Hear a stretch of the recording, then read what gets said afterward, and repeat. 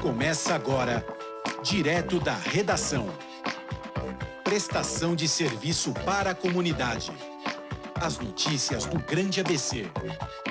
Uma produção da redação multimídia da Universidade Metodista de São Paulo. Direto da redação. Boa noite. Boa noite. Multinacionais fecham fábricas no Brasil. Falta de doação de sangue deixa Hemocentro de São Paulo em estado crítico. Governo autoriza a vacinação para profissionais da educação acima de 40 anos. Para ver de casa, SESI disponibiliza eventos online. Está no ar o Relato SP.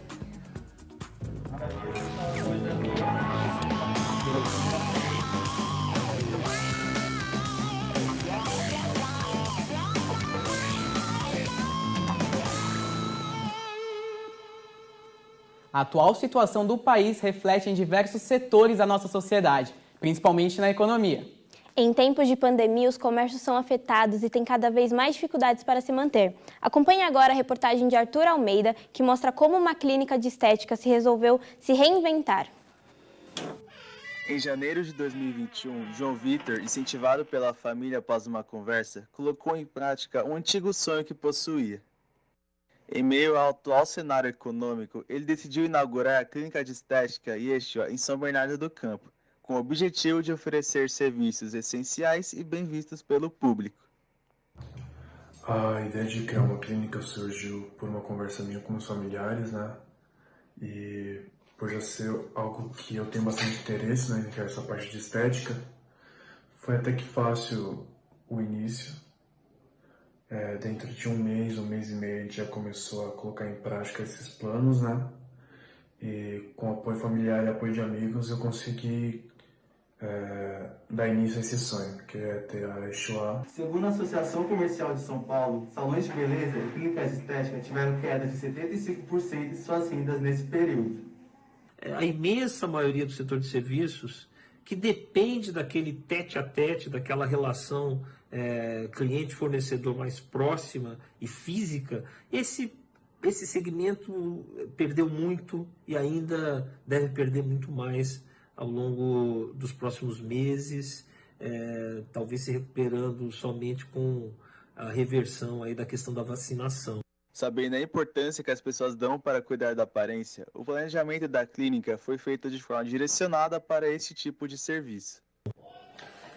Os principais investimentos para nós foi tanto na parte de infraestrutura quanto de maquinário, pois como a gente começou do zero, teve que fazer uma reforma no ambiente, né? E teve que comprar tudo, móveis, instrumentos de utilização dos profissionais, instrumentos de higiene. Desde o início de 2019, algumas multinacionais decidiram encerrar as suas atividades no Brasil. A principal delas foi a Ford, que já fechou 3 fábricas depois de 100 anos no mercado brasileiro. Veja na reportagem da Ana Luísa Souza algumas empresas que também deixaram o Brasil. Além da Ford, a Mercedes também fechou o espaço que era responsável pela fabricação de 2 modelos de carros que ficavam no interior de São Paulo. Hoje a empresa continua só com a produção de caminhões. A saída dessas empresas deixa de contribuir com o PIB e aumenta cada vez mais o índice de desemprego no Brasil. Só na Bahia, 60 mil trabalhadores diretos e indiretos ficarão sem emprego. O Walmart e Nike também encerraram a comercialização direta no Brasil. O grupo SBF, dono da Centauro, comprou os direitos de venda da Nike. E o Walmart vendeu 80% da operação para fundos de investimento. A francesa Roche e a japonesa Sony também fecharam as fábricas. Já as franquias de roupas Forever 21 e Kiabi fecharam todas as lojas. Ana Luísa Souza, para o Relato SP.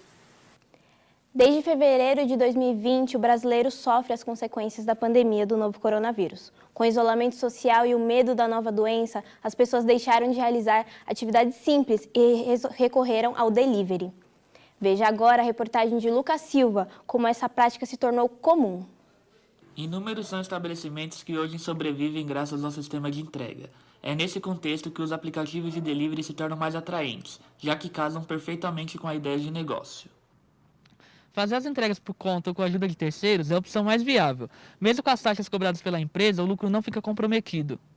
Não, ao contrário, vai fortalecer, né? Quanto mais entregador, maior demanda, maior entrega, certo? Aumentou demais, aumentou muito. Mas em contrapartida, do aumento não tem um respaldo, porque a gente está no trânsito, pode estar sofrendo um acidente e, ao mesmo tempo, o aplicativo não tem vínculo com o entregador, apesar de estar fazendo um serviço que seria a prestação de serviço. Mas está ajudando muito, muito mesmo. O Relato SP entrevistou 119 pessoas e desde o início da pandemia, 27% delas já faziam uso frequente de aplicativos de entrega. 63% já utilizavam antes da pandemia, porém com menos frequência, e as demais pessoas começaram a usar após a pandemia. Os principais pedidos de mercadorias através dos aplicativos de delivery são comida de restaurante, bebidas e produtos de mercado e farmácia. Com base nas entrevistas, 116 pessoas pedem comida de restaurantes. Além disso, 48 consomem bebidas, 38 produtos de farmácia e 35 produtos de mercado. Vai acabar levando e aderindo, né? Acho que os lugares onde não trabalhava com delivery nem um pouco, agora vão acabar aderindo e ficando aí. Tá. Aqueles clientes que não gostam de sair de casa, agora cogitam. Segundo dados da Associação dos Motofrentistas de Aplicativos e Autônomos do Brasil, atualmente existem cerca de 50 a 60 mil motoboys fazendo delivery na cidade de São Paulo. A organização estima que o número salte para 80 mil na pandemia. São Paulo sofre com a falta de doadores de sangue, deixando o hemocentro da região em estado crítico. A Vitória Borges preparou uma matéria explicando como você faz para doar e onde se candidatar. A doação é um ato que pode salvar vidas. Em muitos casos, a transfusão é a única esperança do paciente. Até o momento, foram coletadas 34.500 bolsas de sangue, mas o número de pessoas doando mantém uma tendência de queda desde 2015. Com o início da pandemia, as doações caíram ainda mais. De 2019 para 2020, foram 6.000 doadores a menos. Sangue do tipo O negativo, A negativo e O positivo estão em situação crítica, ou seja, só há sangue disponível para menos de um dia. Para doar, é necessário consultar os requisitos básicos: estar em boas condições de saúde, ter entre 16 e 69 anos, pesar no mínimo 50 quilos e não ter ingerido bebida alcoólica nas últimas 24 horas. Realize o cadastro no site prosangue.ubglobe.com e faça o agendamento online para garantir o atendimento no dia e horário.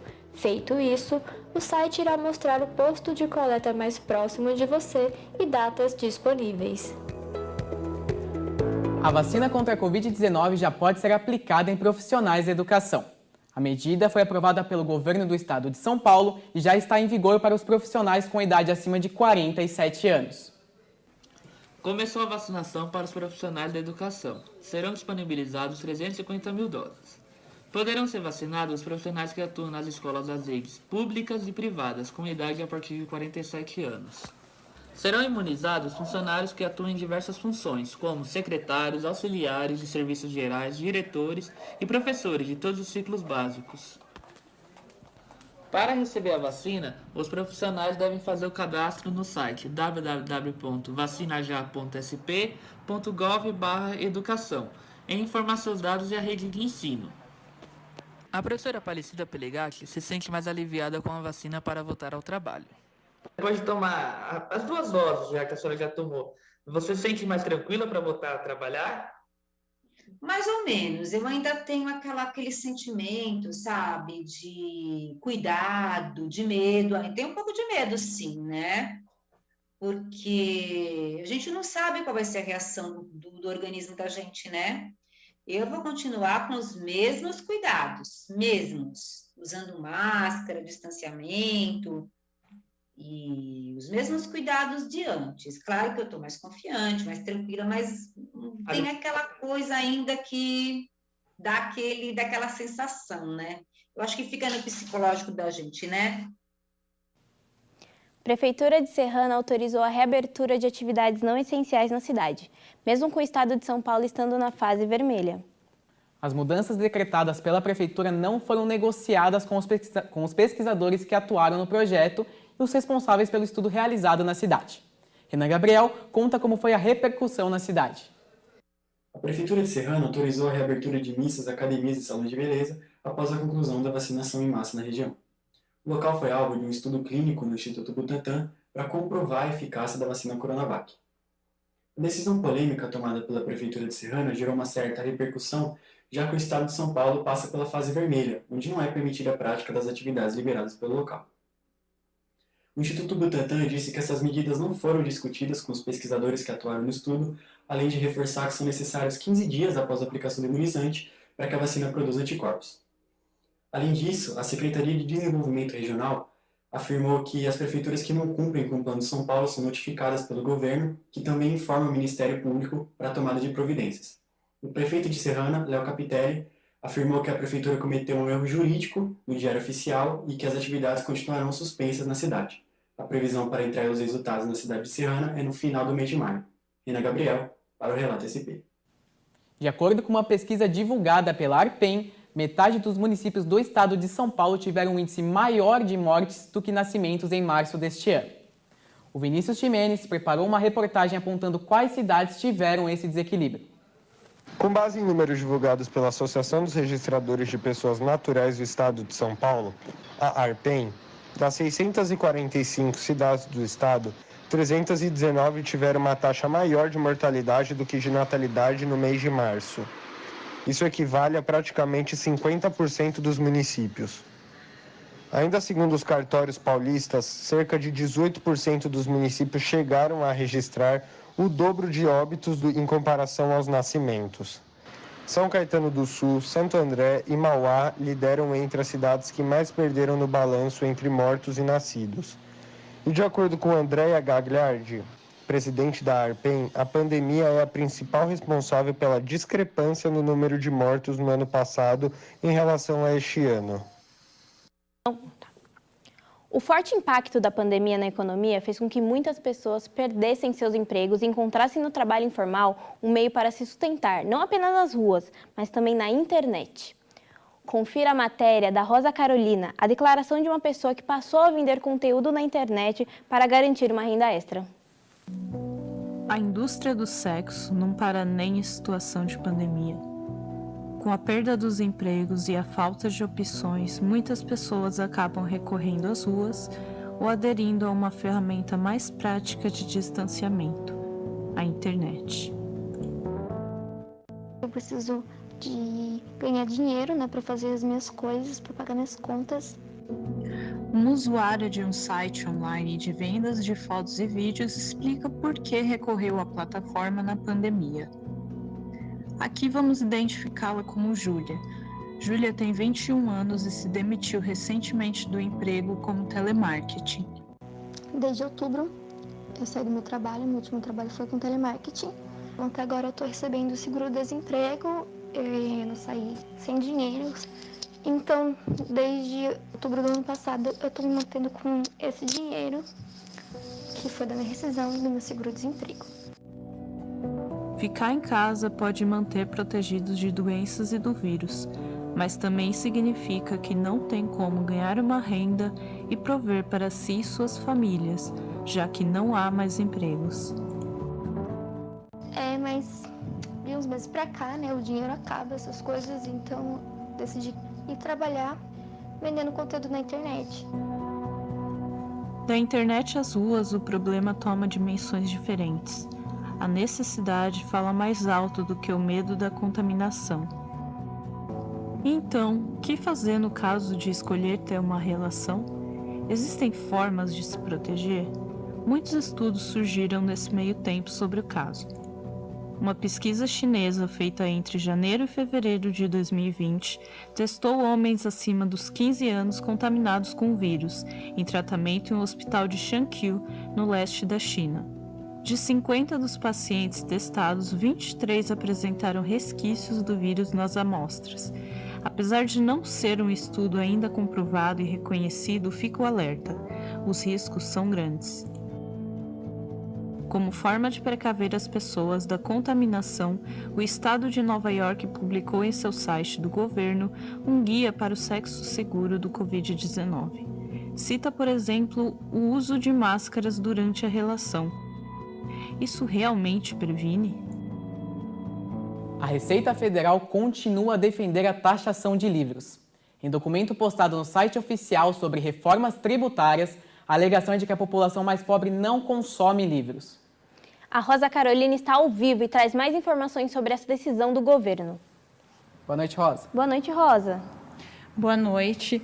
A Receita Federal publicou em seu site um documento sobre a reforma, onde o então ministro da Economia, Paulo Guedes, reavivou a polêmica sobre a taxação dos livros, que, segundo ele, podem ser taxados por não serem consumidos pelos brasileiros mais pobres.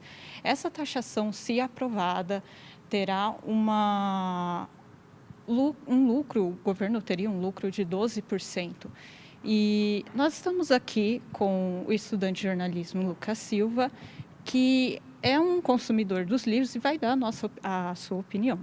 Boa noite, Lucas. O que você acha dessa taxação? Boa noite, Rosa. Boa noite a todos. Eu vejo que essa taxação vai ser prejudicial, porque muitas pessoas vão parar de consumir livros e só vai trazer benefícios para o governo. Qual foi a sua última leitura? A minha última leitura foi O Olho da Rua, da autora Eliane Brum. Eu até indico para quem gosta de jornalismo, porque ela relata fatos sobre o dia a dia e notícias sobre as suas produções. Como essa taxação afetaria o seu consumo de livros? Vai afetar um pouco, porque com o aumento dos livros vai ficar um pouco mais difícil de comprar. Assim, para mim, comprar mais pessoas. Muito obrigado, Lucas, de Rosa Carolina, para o Relato SP. Muito obrigada, Rosa. Obrigado, Rosa. Realizado nos anos anteriores de forma presencial nos teatros do SESI São Paulo, o projeto Viagem Teatral Play terá sua primeira edição online. Ao todo, são 15 espetáculos de teatro e dança. Serão realizados entre os dias 14 de abril e 31 de julho.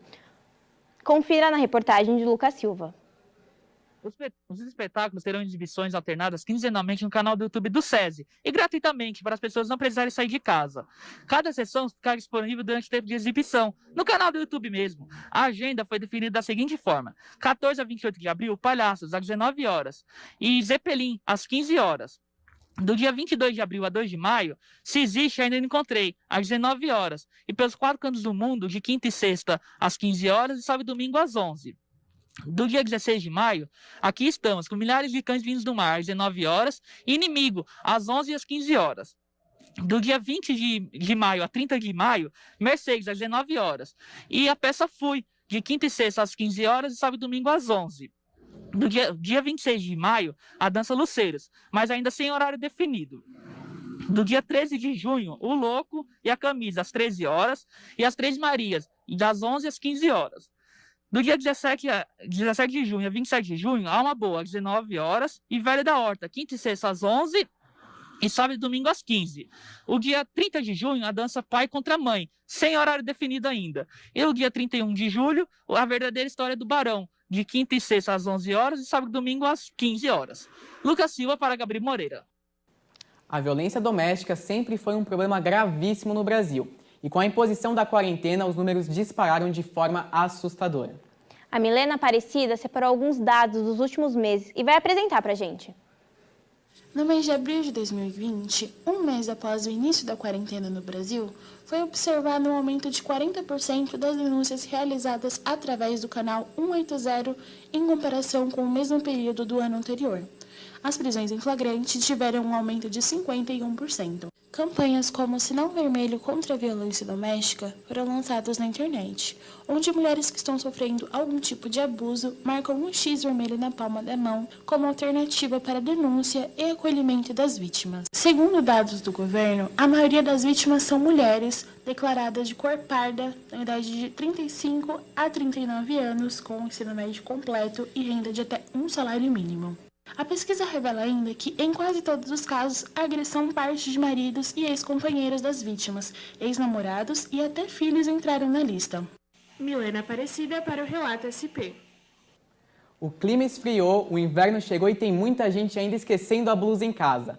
Mas quem não esqueceu é a Bruna Belotti, que está ao vivo do campus da Metodista e traz as informações do tempo para essa semana. Boa noite, Bruna. Boa noite, Renan. Pode tirar o casaco do armário que o frio chegou para valer na cidade de São Paulo. Hoje, terça-feira, a máxima alcançou apenas 18 graus e a mínima 13. O resto da semana também continua gelado, mas na sexta-feira o calor volta a bater na nossa porta e até domingo as máximas podem chegar até 27 graus. Bruna Belotti para o Relato SP. Obrigada, Bruna. Obrigada, Bruna.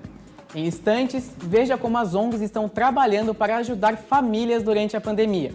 O que é Twitch e como essa plataforma está crescendo? E como estão as ruas no ABC Paulista? O Relato SP volta já.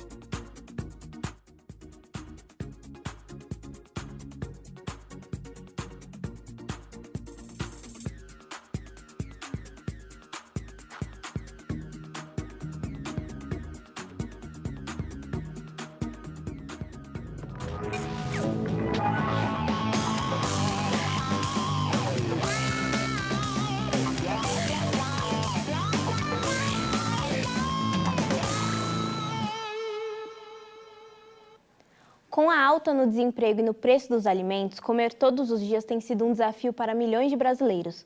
Fazem com que as doações de alimentos sejam essenciais para combater a fome. Por isso, muitas instituições estão trabalhando incansavelmente para ajudar a colocar comida na mesa de quem precisa. Veja como está o trabalho das ONGs na reportagem de Bruna Belotti. Após mais de um ano desde o início da pandemia do novo coronavírus, estudos apontam que mais de 63 milhões de brasileiros se encontram abaixo da linha da pobreza. E os efeitos socioeconômicos dessa tragédia sanitária têm tornado cada vez mais importante a arrecadação de alimentos nas organizações sem fins lucrativos. E com a mobilização das pessoas, Norton Tavares, coordenador da Ação da Cidadania, organização focada no combate à fome há 28 anos, comenta que em 2020 o projeto arrecadou 50 milhões de reais que foram convertidos em doações de alimentos.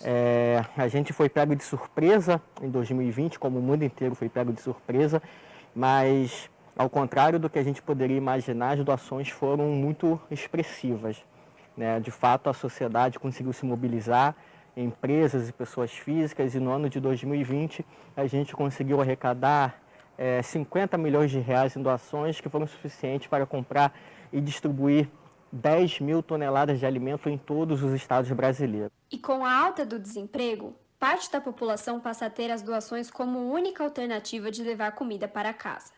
É o caso do neto de Dona Marciolina. Desempregado há um ano, Gustavo recebe mensalmente doações da igreja do bairro de sua avó. Eu já precisei, foi muito bom.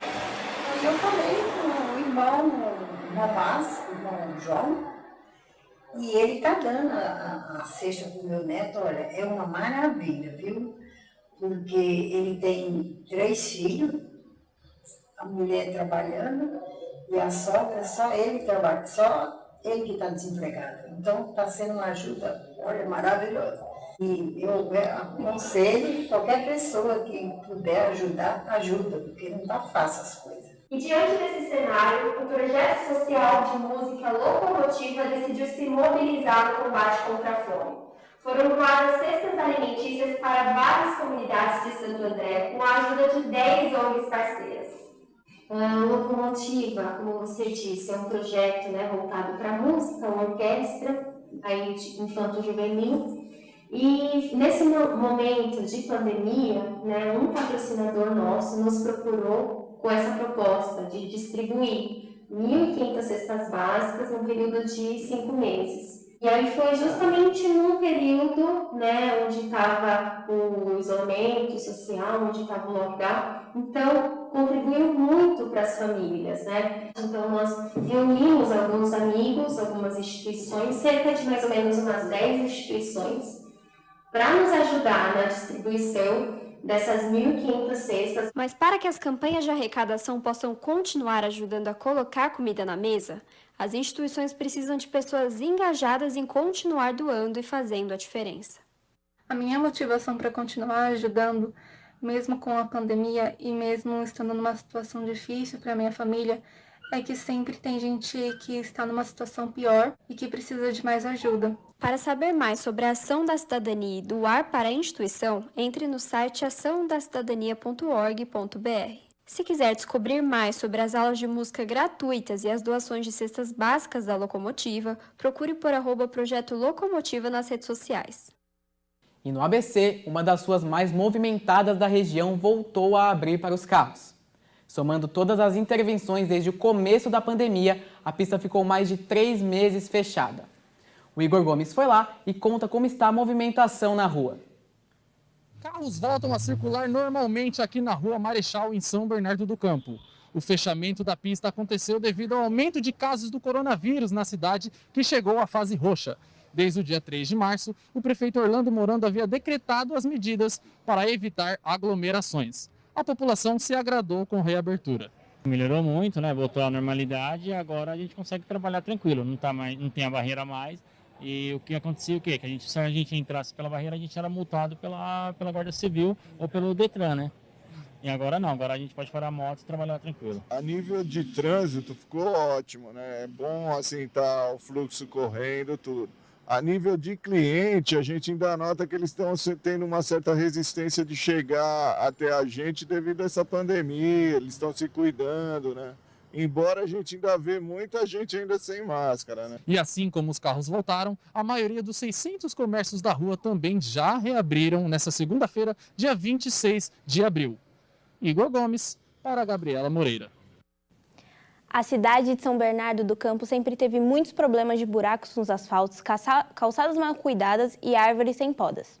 Há muitas razões para que essas complicações estejam incomodando os moradores da região. E quase todas elas estão ligadas a serviços públicos.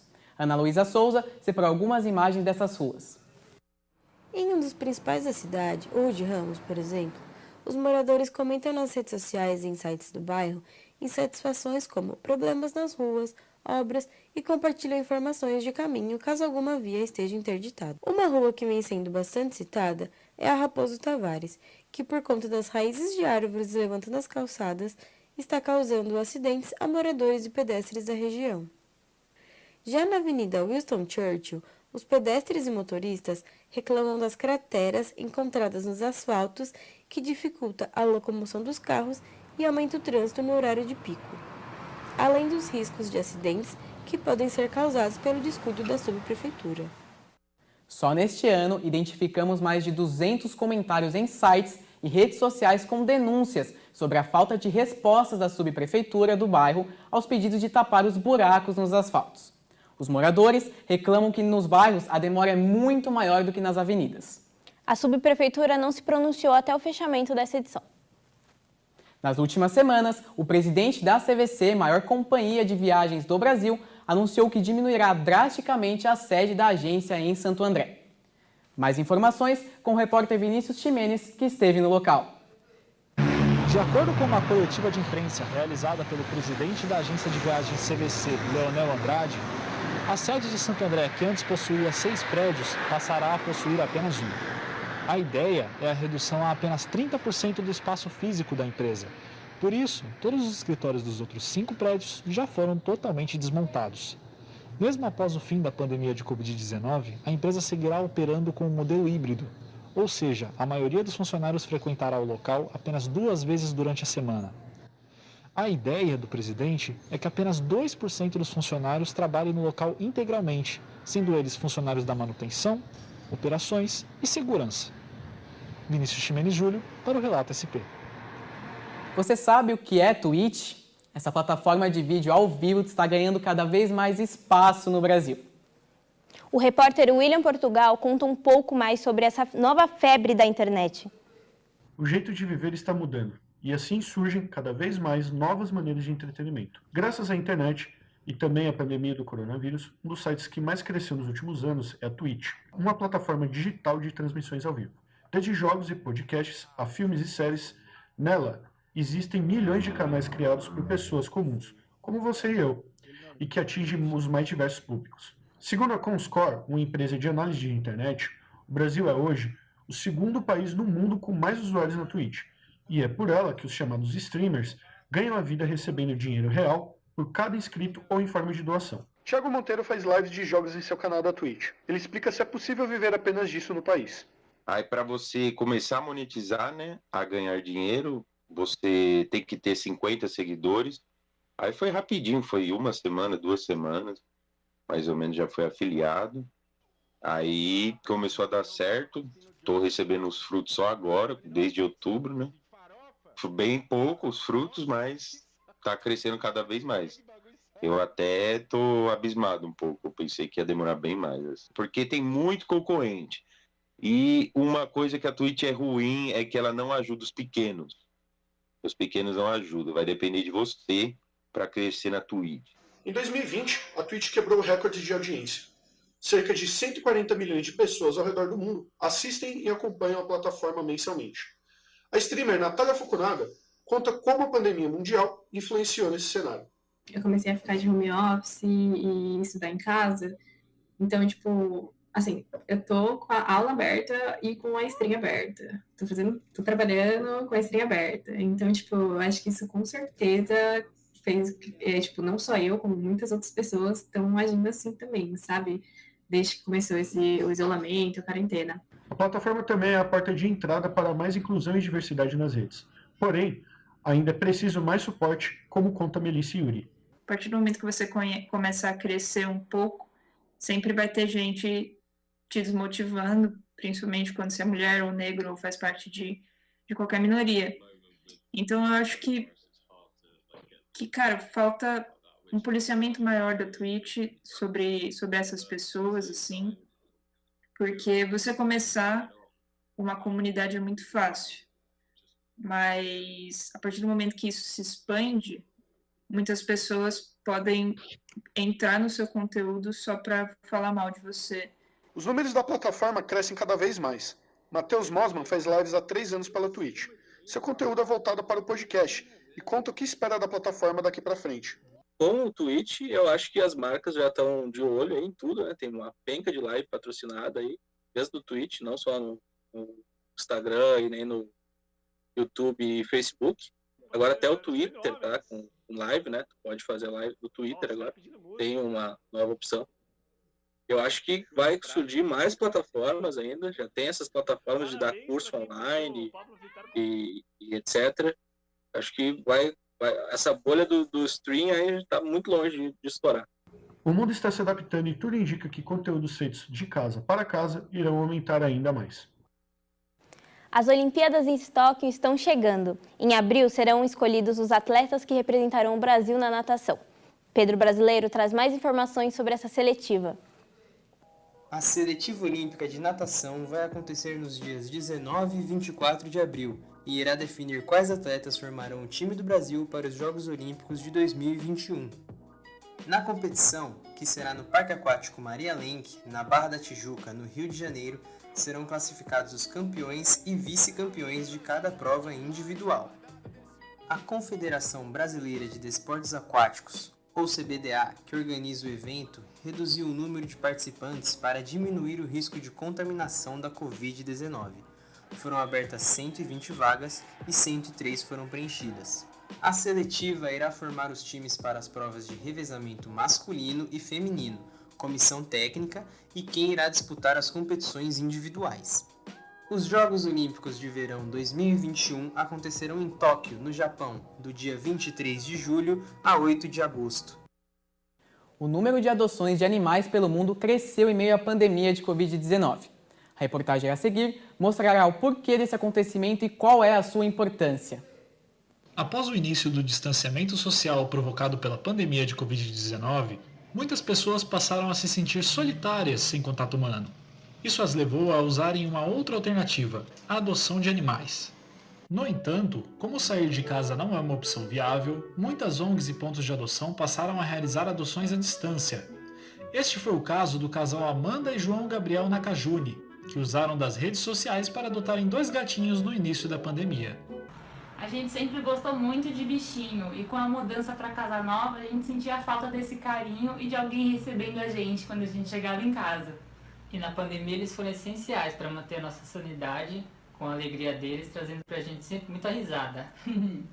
A questão da solidão fica ainda mais clara após um estudo divulgado pela União Internacional Protetora dos Animais, que mostra um aumento de 400% na busca por adoções apenas na cidade de São Paulo.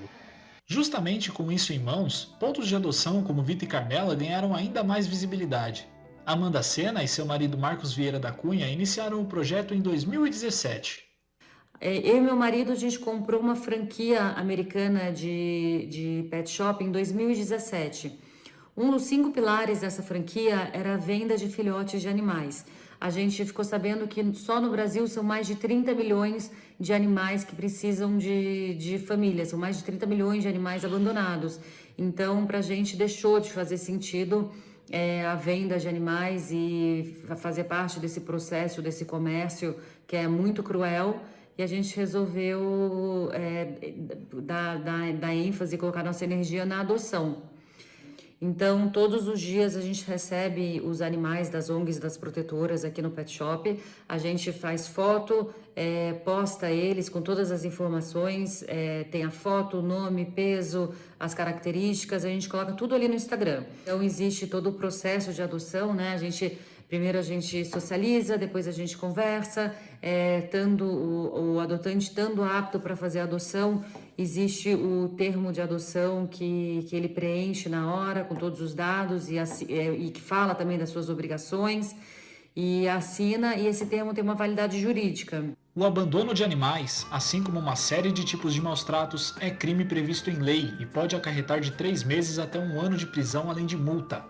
Porém, um levantamento feito pela ONG Associação de Mulheres Protetoras dos Animais Rejeitados e Abandonados apontou um aumento de 70% de abandonos em 2020. Motivos como esse apenas reforçam a importância de instituições protetoras e também pontos de adoção para ajudar os pobres bichinhos que acabam lançados nas sarjetas. O Relato SP está chegando ao fim. Uma produção realizada pelos alunos do 5º semestre de jornalismo da Universidade Metodista de São Paulo. Agradecemos a sua participação. Boa noite. Obrigado e até mais.